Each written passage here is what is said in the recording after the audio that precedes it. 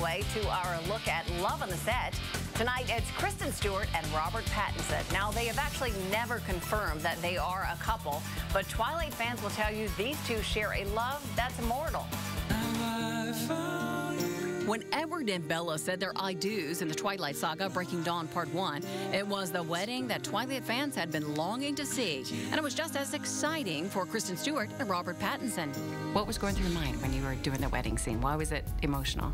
We've been really lucky to like each other. Yeah. And so it felt like for real. The sparks kind of flew. Just it felt good. No one. I just didn't want to mess her up because she was there.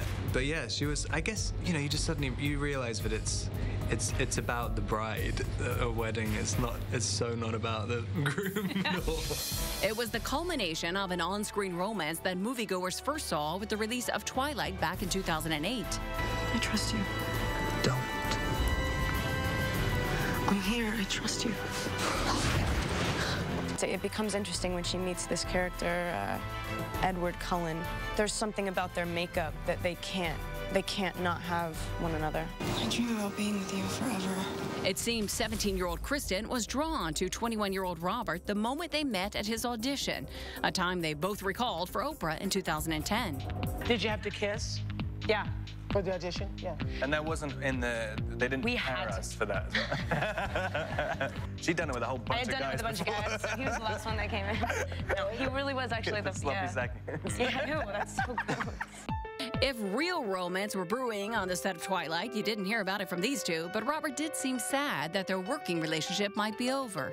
Yeah, I'd love to work with Kristen again. I've no doubt I'm going to be able to work with her for quite a few years. Of course, with Twilight earning nearly $400 million, they would immediately start work on the sequel, New Moon.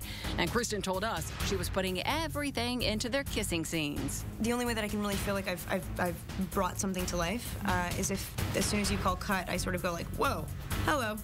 You know what I mean? Like a snap back. By now, the couple was sharing an off-screen love affair that could have been the worst-kept secret in Hollywood. These two would still not acknowledge it. The only way that I'm able to stay sane is to protect myself, and like I know that it doesn't matter how you answer a question, it's gonna like tip. Someone's gonna say she's totally with him, or no, I don't think she is. So it's sort of like I don't care. When asked why don't I make my life easier and just like say why. Do you think it would stop there? It was only last year, as the most recent chapter in the saga was about to hit screens, that Kristen, talking to a British magazine, would finally mention her English boyfriend. She did not name him, but did she really have to? You said the other day, how could anyone not know we're dating? Is that your way of finally going, could you please stop asking? That's funny. Is that your way of finally asking me? Yeah, no. Exactly. No, I'm never going to talk about it. And I know, and it's fun. Yeah, it's going to continue to be like, why? Like, you're almost trying to make it more of a big deal, but I'm actually not, because there's no other way of playing it. Well, you can watch their love affair on screen, at least, in all 4 Twilight movies. They're out on DVD right now. And the final installment, Breaking Dawn Part 2, hits theaters November the 16th.